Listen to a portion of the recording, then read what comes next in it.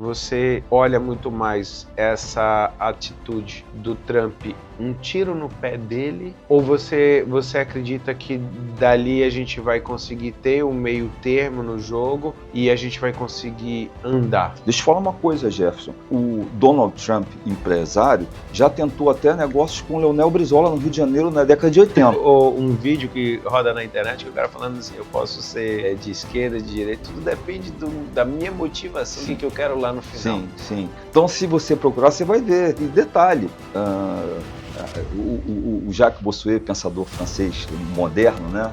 Moderno do século XVIII, ele dizia que a história é a mais sábia conselheira. E é verdade, né? Você pega a história para te dar suporte.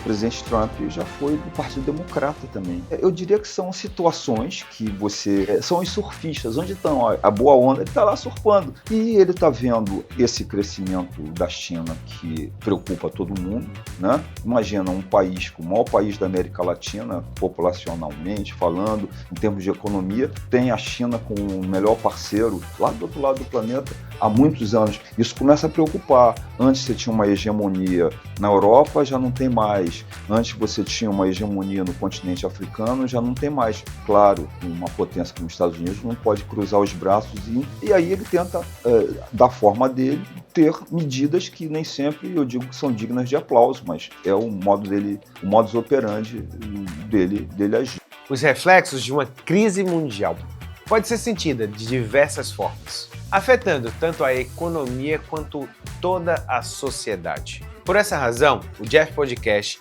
traz esse assunto que é de extrema importância. A imposição da tarifa de 50% sobre produtos brasileiros pelo governo Donald Trump.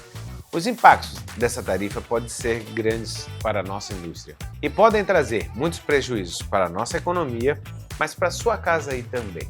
Vamos entender mais sobre esse impacto com o nosso convidado Elson Ribeiro, que é advogado, filósofo, sociólogo, professor e colunista da CBN. Preside atualmente a Comissão de Relações Internacionais da OAB Amazonas. Também faz parte do IAB, Instituto dos Advogados Brasileiros, onde atua na Comissão de Direito Internacional. No Hospital Checkup, você pode ter seu atendimento na palma da mão. Então é só você pegar seu celular, você pode marcar a sua consulta e os seus exames.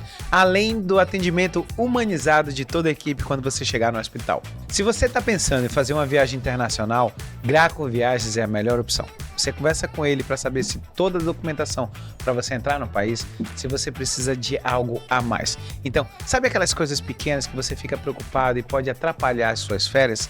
Graco Viagens, melhor opção.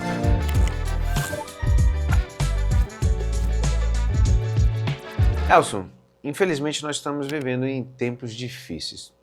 Qual é a sua visão de como é que a gente tem que prezar pelas boas relações, principalmente por um país que existe um escoamento de tudo que nós produzimos e precisando ter uma relação comercial o quanto mais forte possível?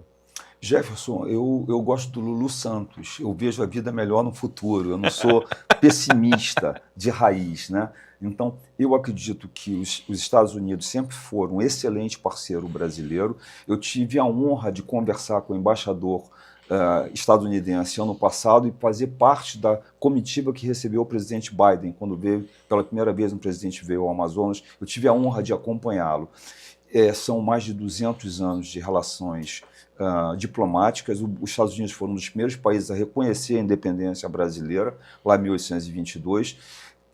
Parceiraço do Brasil, então eu adoraria que isso se mantivesse. Eu tenho um carinho muito grande, eu morei no Colorado, nos Estados Unidos, adoro os Estados Unidos, eu só acho que a gente não pode ter uma relação de subserviência. Então, adoraria, se você me perguntar das instituições brasileiras, é claro, Conselho Regional de Medicina, a Ordem dos Advogados do Brasil, o Conselho de Química, o Conselho de Música, todos têm pessoas relevantes, mas eu diria que o Itamaraty, em termos de bloco, de instituição, é das instituições brasileiras com pessoal extremamente capacitado. Eu adoraria que isso fosse resolvido via Itamaraty, diplomaticamente, tem pessoas com uma capacidade ímpar.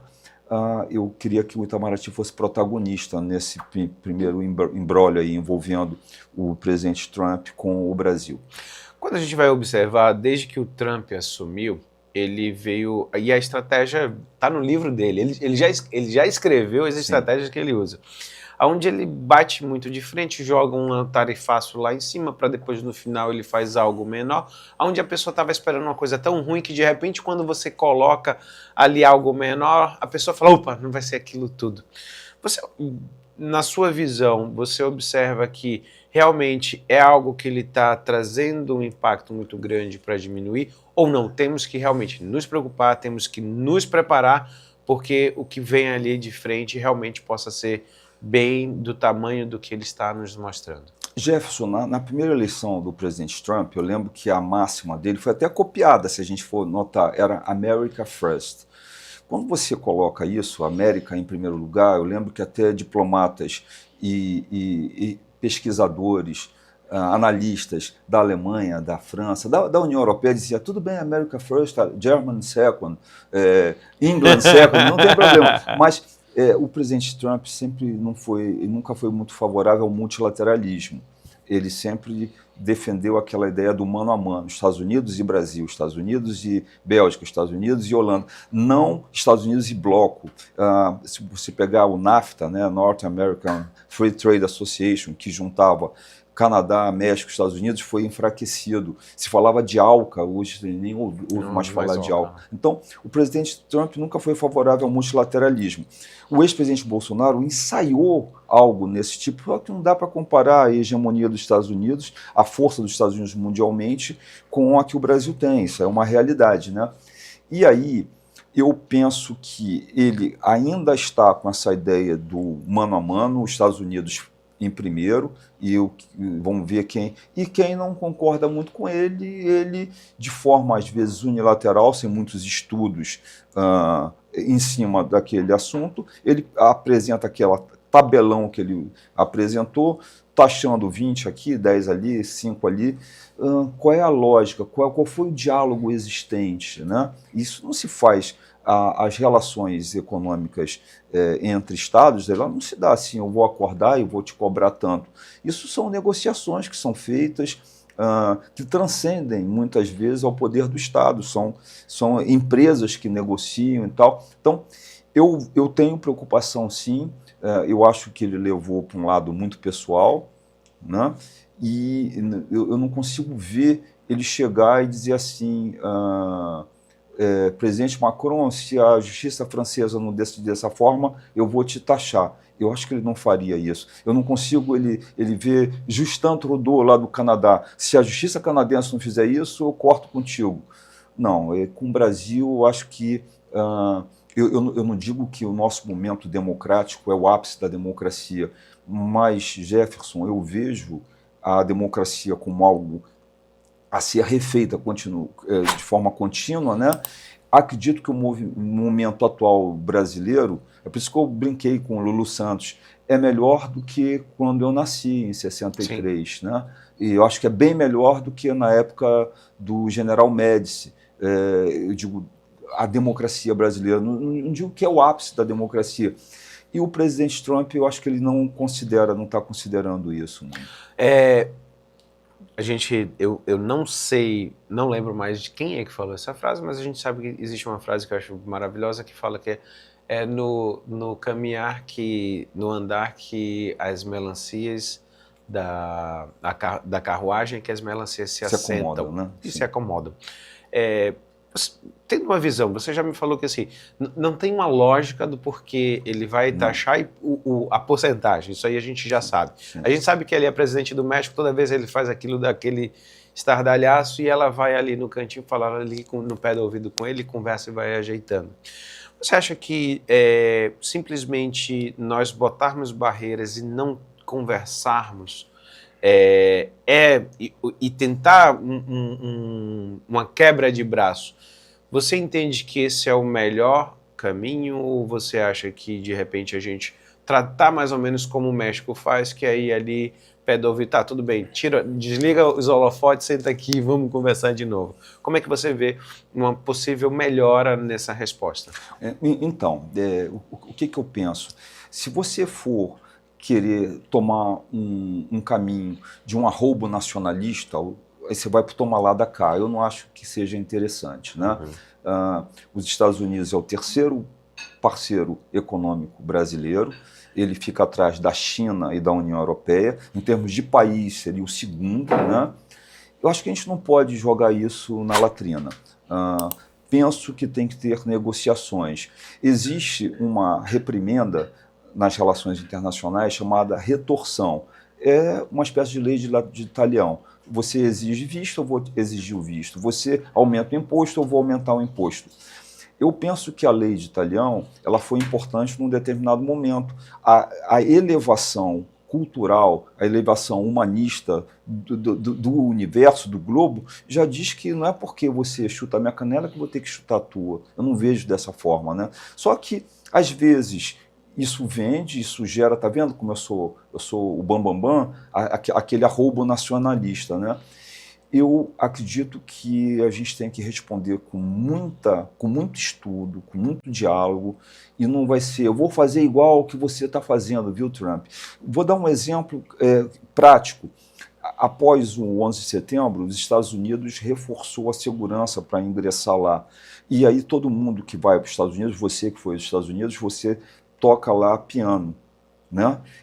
Assim que surgiu isso, o Brasil quis fazer a mesma coisa, mas enquanto lá era tudo digital, aqui era para botar o dedo, né? O cara saía com o dedo tudo sujo, e eu dizia, não, isso é um absurdo, não faz sentido nós termos a mesma conduta deles, aqui a gente não está, eles estão sofrendo um perigo de ataque, aqui nós não estamos sofrendo, por que a gente vai fazer isso? Então você tem que compreender ações do outro.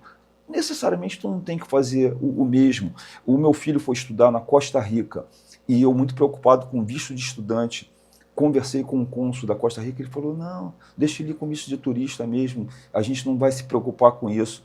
Que bom, quer dizer que o Brasil tem que sempre exigir o visto de turista da Costa Rica? Não, relaxa.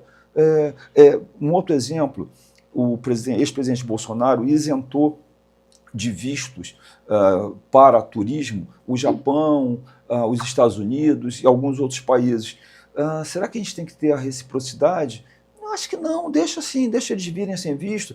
Mas eles exigem visto nosso. Vamos ver se lá na frente eles vão deixar de exigir isso. Então, voltando ao tarifaço, eu acredito que não é nesse arrobo de nacionalismo, vou fazer o mesmo que a gente vai resolver e vai ter ganhos com isso. E a gente tem a máxima de olho por olho, dente por dente, a gente vai ter um monte de cego e banguela, né? Perfeito. É a retorção no direito internacional. Eu não vejo necessidade disso, né? Mas vamos lá, quando a gente está falando muito no nosso mercado interno. Existe um impacto, quando eu falei sobre as melancias no andar da carruagem, as melancias se assentar, porque é o seguinte, nós estamos produzindo, então assim, a laranja, a carne, essa semana, aviões, não, mas assim, essa semana os americanos compraram um monte de carne do Brasil, lá eles já estão, olha só, lá eles já estão se preparando, porque se realmente vier um tarifaço, eles já importaram a carne que tem agora, exatamente com esse medo do aumento. Então Sim. assim, não é que vai sobrar só pra gente, vai sobrar para o americano, é isso mesmo? Vamos lá, tem estudos técnicos, eu volto a salientar, os Estados Unidos é um super parceiro brasileiro, não é para ser preterido, desprezado, mas existem estudos matemáticos, isso aí é simples de você chegar, que haverá sim, caso mantenha esse tarifaço, haverá sim um abalo na economia brasileira, que chega mais ou menos 0,2% do PIB brasileiro. Mas vai ter também na economia estadunidense, de quanto? Quase o dobro, 0,38%. Ou seja, há mais de 15 anos, Jefferson, a nossa balança comercial, Brasil e Estados Unidos, é favorável a eles. Nós compramos mais deles do que eles compram da gente. Então, eu não gostaria de perder essa parceria. Agora tem cerca de 90 aviões da Embraer encomendados lá para os Estados Unidos. A Embraer está onde? São José dos Campos, em São Paulo. O estado de São Paulo Se você pegar as unidades federativas, o Amazonas, por exemplo, ele vende cerca de 8% da produção para os Estados Unidos. Os Estados Unidos talvez seja o nosso primeiro parceiro de produtos manufaturados. Não é o primeiro parceiro do Amazonas, nosso primeiro parceiro é o Peru e a Colômbia, são os dois rivalizam, mas é o primeiro parceiro de São Paulo. O que ocorre se você pegar o discurso inicial do governador de São Paulo e o atual é vamos negociar, não é mais a culpa é do fulano, não é mais aquela ideia do Jean Paul Sartre, o inferno são os outros, né? Ele já começa a tentar negociar. Os Estados Unidos é o primeiro parceiro, eles representam a primeira parceria comercial do Espírito Santo, do Ceará. Então a gente não pode defenestrar isso, jogar na latrina. Acho que tem que ter muita negociação e são parceiros históricos. Eu acho que é importante você tentar manter isso através da diplomacia. Por isso que eu reforcei a qualidade dos 1.500 diplomatas que tem no Itamaraty. Quando a gente observa, e a minha pergunta é simples, teve o embargo, teve o tarifaço, nós temos a produção. Tem como a gente pensar no nearship e a gente escoar aqui para perto? Ou o friendlyship, onde nós já temos grandes parceiros, a China é uma das grandes parceiras. Tem como a gente escoar isso daqui e você observa que de repente a médio prazo a melancia vai assentar e a gente vai vender para outro lugar e a gente vai continuar ok? O problema, Jefferson, é esse teu médio prazo, entendeu? Eu diria que de imediato não tem como. Os Estados Unidos compram, eu conversando com um político, ex-político, estudioso local, ele falou, não, a China resolve isso. Digo, não é esse imediatismo que você está falando, né? Eu quero saber quem é que vai comprar 80 aviões da Embraer, jatos comerciais e executivos. A Embraer, se você quer ter um orgulho, a Embraer é a terceira produtora de avião no mundo. Ela é superada apenas pela Boeing, que está em primeiro, e a Airbus está em segundo. Então, a Embraer é indústria nacional, claro, que também tem componentes que vêm do mundo inteiro. Ela vende muito para os Estados Unidos. Não é a China que vai pegar e comprar esse lote. Então, quando você fala médio prazo, eu diria 8, 10 anos para substituir o que os Estados Unidos compra da gente para outros países comprarem. O problema é que o ataque do presidente Trump ao multilateralismo está gerando consequências mundo afora. Os Estados Unidos é quem mais traz turista para o Amazonas. Eu adoraria que os canadenses viessem para cá. Eu queria, sabe o que, Jefferson? Olha como eu vou ser modesto, tá? 1% é quase nada, né? Com certeza. Eu queria que 1% dos chineses que vão brincar com pateta lá na costa oeste dos Estados Unidos, na Disneyland, viesse para o Amazonas, sabe o que ia ocorrer? Não ia ter uma vaga de hotel sobrando. 1% só dos chineses. Então, e dá para fazer essa transferência imediata? Não é assim. Então, a gente tem que respeitar as parcerias existentes. Eu vejo que a partir do governo Collor, isso cresceu muito com o ex-presidente Fernando Henrique, o Brasil começou a diversificar parceiros comerciais. Eu acho que tem que reforçar isso. A África, a China está pesada lá na África, acho que tem parceiros que estão crescendo, que podem substituir isso. E eu volto a salientar, eu não quero desprezar os Estados Unidos, não, que sempre foi um excelente parceiro nosso. Quando a gente vai olhar para trás, os Estados Unidos ele já fez tarifar, e com a produção dele, ele tem a produção dele, tem o escoamento dele. E quando ele vai muito forte, muito pesado, e ele está pegando o Brasil, mas a gente está vendo ele mexer com o mundo todo. O mundo todo, sim. E ali até o final do governo Trump, você acha, a sua observação sobre a política, você acha que realmente ele vai chegar onde ele quer? Porque em casa a gente está falando assim, nós estamos vendo ele fazendo tarifaço, vindo contra a gente, como em vários países, mas dentro da casa dele o negócio não está bom para ele. Porque as pessoas já entenderam, principalmente, e não só, vamos lá, não é só quem é opositor a ele, não. Os aliados deles também, tem muito que já caiu fora e falou assim, não, cara, isso aí está over do que a gente imaginou fazer. Qual é a sua leitura? Tem uma obra que eu gosto muito, chamada How Democracies Die, já foi traduzido, inclusive. A tradução, acho que é Como as Democracias Morrem. Escrito por dois professores de Harvard, o Steven Levitsky e o Daniel Ziblatt. Eles escreveram isso muito olhando a visão do Trump 1, né? O presidente Trump ganha a primeira eleição contra Hillary Clinton com algo que ocorreu poucas vezes na política norte-americana desde o primeiro presidente, né? A Hillary Clinton teve mais votos nominais do que ele, né? Ele ganhou com o sistema eleitoral deles. É meio confuso pra gente, né? É confuso, mas é o deles, né? A gente tem que respeitar. Ela teve bem mais votos nominais do que ele ganha as eleições. Logo depois ele perde. E aí ele começa a descaracterizar instituições. Daí a ideia, como as democracias mostram. Você começa a falar do Supremo, você começa a falar da Procuradoria-Geral da República, da Polícia Federal, começa a falar dos meios de comunicação, tenta denegrir para que só a tua ideia prevaleça e você consegue um espaçozinho aí, né? E o que ocorre?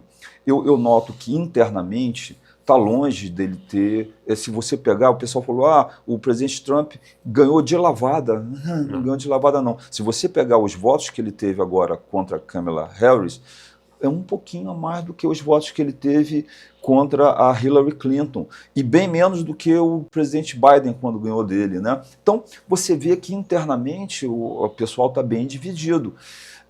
Eu não desejo mal a nenhum país, volto a salientar os Estados Unidos, eu acho que é um país fantástico. Eu espero que eles cheguem a um denominador comum, sabendo que o pensamento atual olha, não dá para tratar países como o Brasil, como o Canadá, como a Austrália, país nenhum como uma republiqueta de quinta categoria. Tem que respeitar o país e as instituições. E os povos têm que ser amigos, como sempre foram. Olha só, o presidente da Associação Brasileira de Indústria de Pesca, o Eduardo Lobo, né, estima que a ameaça de sobretaxa, até 3.500 embarcações podem ser paralisadas, já que não faz sentido produzir ou processar peixe sem destino certo.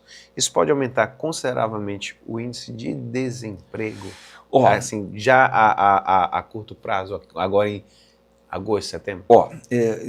Não dá para desconsiderar o peso universal que os Estados Unidos possuem. Não tem como. Né? É a potência mais rica do mundo, em termos de dinheiro, em termos de armamento, de tudo. Não tem como. Né? Além do que, eles são 320 milhões de habitantes. Eu quero que eles venham visitar o Brasil direto, sem visto, pode vir, sem nenhum problema. Né? As previsões, a economia, e eu digo infelizmente, viu, Jefferson, igual a tua profissão, a medicina, não é uma ciência exata. A cibalena pode matar alguém, né? E pode curar a dor de cabeça. A economia também não é uma ciência exata. Então, os estudos mais negativos que se tem desse tarifaço chegam à conclusão que pode gerar cerca de 110 mil desempregados muito rápido no Brasil, né? Daí o desafio que você suscitou de tentar substituir parceiros. Também que você falou, médio prazo, isso não vai ser esse ano que vai ser feito, não vai ser ano que vem. Então, pode sim ter consequências, como o presidente da indústria da pesca, né? Ele coloca, pode sim ter consequências. O desafio vamos correr atrás, vamos tentar achar outros parceiros, vamos continuar negociando com os Estados Unidos, sem arrogância, sem lei de talião, vamos tentar. Uma coisa que me chamou a atenção, né? Recentemente eu estava falando para você a história de que eu fui casar minha irmã, a gente foi para a Holanda, e a família do marido dela, ele é holandês, e a visão realmente do europeu para o americano. Então, assim, eu acredito muito que, aí eu vou falar da minha geração, onde é uma geração onde a gente veio muito imbuído do sonho americano, sim, porque a gente entende que lá, se você for, você vai trabalhar, você vai ganhar seu dinheiro, você tem como fazer o dinheiro, não é ganhar dinheiro, é fazer dinheiro, e essa é diferente de fazer e de ganhar dinheiro. Só que o europeu ele já nasce, ele já sabe mais ou menos como é que vai ser a linha da vida dele e não tem esses altos e baixos, não tem essa preocupação que o brasileiro tem. Infelizmente a gente está tudo bem hoje, mas vamos dizer, se houver uma implosão vai ser ruim para todo mundo, o rico, o classe média. E eu via muito esse olhar deles do americano sempre achar que ele é a tábua da salvação para o mundo. Sim. E ele quem dita as regras. Vamos olhar lá para fora. Ele mexendo não só com o Brasil, como eu falei, ele está mexendo com todo mundo. O que a Europa também como é que ela está se preparando, porque de repente pode ser, olhando para ela, que a gente aprenda alguma coisa para o nosso futuro. Como é que é essa relação da Europa com o Trump? Vamos começar com a terra que a tua irmã está morando, com a Holanda. A Holanda, durante muito tempo, representava o maior conservadorismo da Europa, né? Da Europa, União Europeia, do Tratado de Schengen. O Mark Rutte, primeiro-ministro da Holanda, eu diria que talvez dos governantes europeus, é bom lembrar que a Holanda é um reinado, é uma monarquia constitucional. O Mark Rutte talvez um dos mais conservadores, mas favorável ao multilateralismo. A União Europeia, eu diria que de todos os blocos multilaterais, blocos econômicos, talvez seja o mais adiantado. Então, o próprio Mark Rutte, que nunca foi muito favorável ao acordo Mercosul-União Europeia, a Holanda já passa a pensar dessa forma. É aquela ideia, vamos tentar nos proteger. Então, daí a possibilidade do Brasil... Tem um grupo econômico, Jefferson, que eu sempre tive muito receio, porque nós não fazemos parte, que é a APEC, Asian Pacific Economic Cooperation, que tem a China, os Estados Unidos, o Canadá, o Chile, e o Brasil não faz parte, né? Seria a APEC, Associação de Livre Comércio Ásia-Pacífico, seria mais ou menos isso, né? E a visão anti-multilateral do presidente Trump fez com que a APEC também ficasse dormindo, né? Não avançou. Mas avançou o BRICS, continua avançando a União Europeia, continua avançando o Mercosul.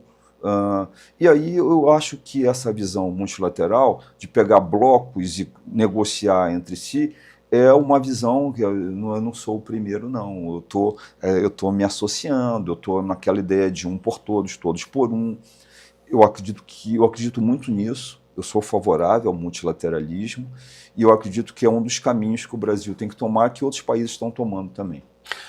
E, na sua visão, esse peso no BRICS que o Trump está vindo, porque ele está vindo em cima muito grande dos BRICS, isso daí, ele vai conseguir essa quebra? Ou você acha que no final, como a gente até falou, porque a economia, ela flui no mundo, graças a Deus. Sim, antigamente, graças a Deus, sim. Se a gente for olhar o americano, ele produzia lá a parte de Detroit, né, que era a parte do aço, eles quebraram tudo deles. Sim. Então, aquilo dali... E teve uma coisa que eu lembro e me chamou muito a atenção, que na hora que o mercado, o livre mercado, onde você entende que é melhor comprar de onde é mais barato, quando veio a pandemia, remédio de pressão, que a substância era produzido lá na Índia, quando a Índia fechou, faltou daqui em Manaus. Sim. Então, assim, você entende que com essas medidas muito, muito autoritárias e unilaterais que ele está vindo com o BRICS, ele vai fazer realmente conseguir quebrar, ou ele, na realidade, vai acabar fortalecendo, porque a forma que a gente vai ter a gente não vai olhar mais para ele, a gente vai olhar para o outro lado. Como é que você observa esses passos para os próximos anos? Olha, primeiro, eu particularmente não gostaria que o Brasil deixasse de olhar para os Estados Unidos. Eu acho que, volto a salientar, acho que eles são parceiros históricos e importantes, né? Mas vamos lá, eu não tenho números exatos. Eu acho que os Estados Unidos hoje tem 330 milhões, é mais ou menos isso, 330 milhões de habitantes. A China... 1 bilhão e 400 milhões. Se morrer 1 bilhão de chineses, eles ficam com uma população ainda maior, quase o dobro da nossa e maior que a dos Estados Unidos. A Índia, pelos dados atuais, parece que já passou a China também, 1 bilhão e 400 milhões de habitantes.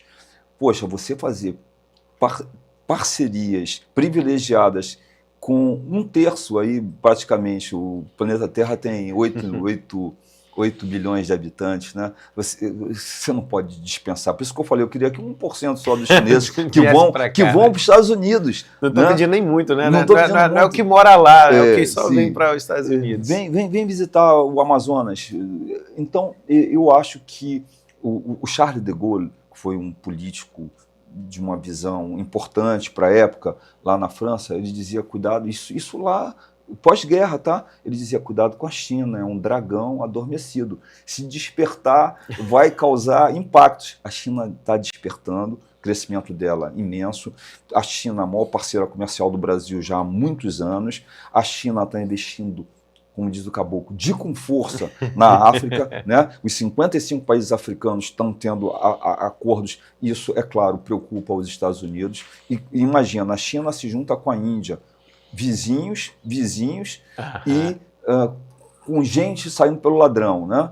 Se junta com a Rússia, que tem um poder bélico importante, população não tão grande.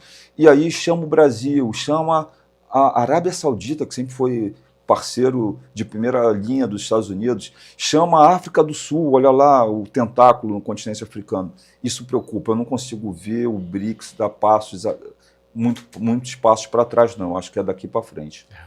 E, para resumir o assunto, você olha muito mais essa atitude do Trump, um tiro no pé dele, ou você acredita que dali a gente vai conseguir ter um meio termo no jogo e a gente vai conseguir andar? Ou a coisa vai ser uma cisão? Porque uma decisão é isso, né? Uma cisão. Sim, eu espero que não. Deixa eu falar uma coisa, Jefferson.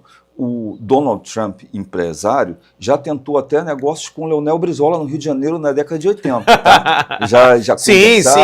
Ele é o jogo vai... de acordo com... Tem uma brincadeira aqui, um vídeo que roda na internet, que o cara falando assim, eu posso ser de esquerda, de direita, tudo depende da minha motivação, do que eu quero lá no final. Sim. Então, se você procurar, você vai ver. E detalhe, o Jacques Bossuet, pensador francês moderno, né? Moderno, digo, século XVIII, ele dizia que a história é a mais sábia conselheira. E é verdade, né? Você pega a história para te dar suporte. O presidente Trump já foi do Partido Democrata também, tá? Eu diria que são situações que são os surfistas, onde estão a boa onda, ele está lá surfando.